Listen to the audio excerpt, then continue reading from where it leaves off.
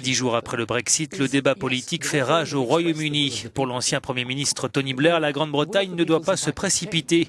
Elle doit garder toutes les options ouvertes. Le peuple a le droit de changer d'avis, ajoute-t-il, alors que des dizaines de milliers de Britanniques ont défilé samedi à Londres pour éviter la sortie de l'Union européenne.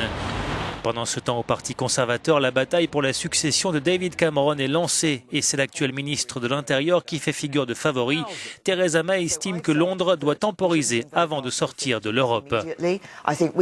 J'ai dit que nous ne devrions pas invoquer l'article 50 avant la fin de cette année car nous devons clarifier notre propre stratégie de négociation, dit-elle.